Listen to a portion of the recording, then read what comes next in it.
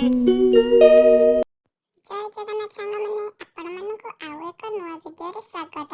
ଆଜି ହେଲା ଛାଡ଼ ଖାଇ। ଏବେ ଚାଲନ୍ତୁ ଦେଖିବା ଆଜିର ଦିନଟି କେମିତି ଯାଉଛି।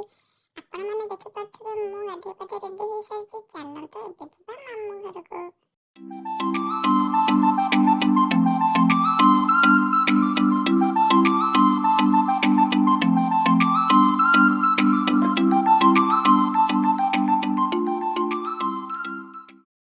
ମୁଁ ଟିକେ ଏଇ ମାଛ ମାର୍କେଟକୁ ଆସିଥିଲି। ଚୁନା ମାଛ ଟିକେ ନେବି ଆଉ ତାକୁ ଭାଜିକି ପଖାଳ ଟିକେ ବାଡ଼େଇବି ଆଉ।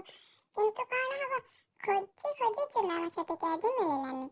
ସେଥିପାଇଁ ଯାଉଛି ମନ ଦୁଃଖରେ ଘରକୁ ଆଉ। ଦେଖାଯାଉ ଘରେ ଯାହା ହେଇଥିବ ସେଇଆ ଖାଇଦବା ଆଉ।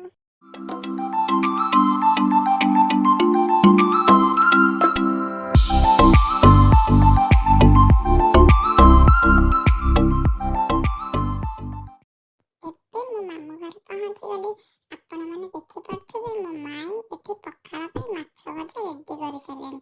ଏବେ ଚାଲନ୍ତୁ ଆମ ଛାଡ଼ ଖାଇର ପ୍ରଥମ ଭୋଜନ ପଖାଳ ହିଁ ଆରମ୍ଭ କରିବା।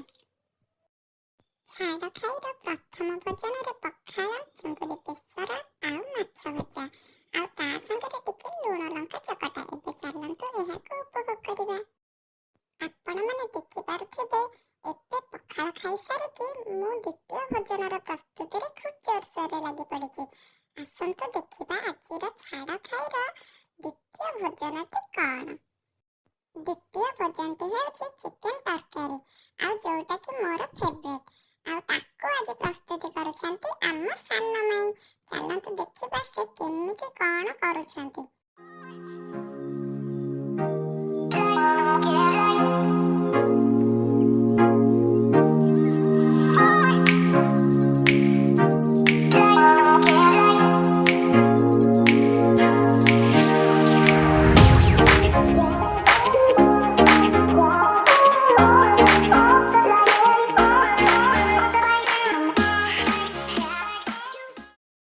ଏବେ ଆପଣମାନେ ଦେଖିପାରୁଥିବେ ଆମର ଏଠି କଦଳୀ ପତ୍ର ପଡ଼ିଲାଣି। ତା ମାନେ ଛାଡ଼ ଖାଇର ଦ୍ୱିତୀୟ ଭୋଜନ ପ୍ରସ୍ତୁତି ଏଇଠି ସରିଗଲାଣି ବୋଧେ। ଚାଲନ୍ତୁ ଏବେ ଛାଡ଼ ଖାଇର ଦ୍ୱିତୀୟ ଭୋଜନକୁ ଆମେ ସମସ୍ତେ ମିଶିକି ସମାପ୍ତ କରିବା। ଆଜି ଛାଡ଼ ଖାଇର ଦ୍ୱିତୀୟ ଭୋଜନ ଅଛି ଉଷୁନା ଭାତକୁ ଚିକେନ ତରକାରୀ।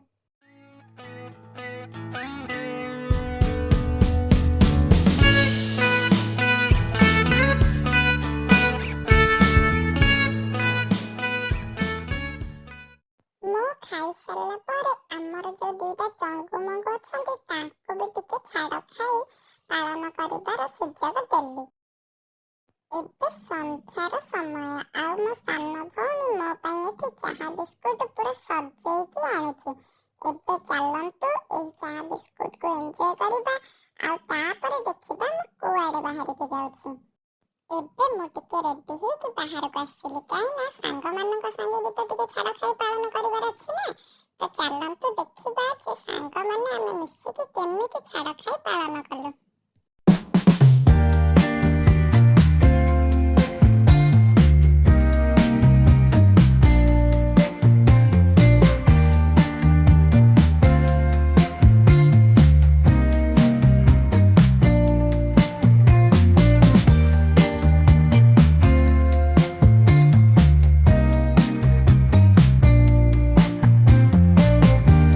ଏଇଟା ହେଉଛି ଛାଡ଼ ଖାଇର ଶେଷ ଭୋଜନ, ମାନେ ରାତ୍ରି ଭୋଜନ।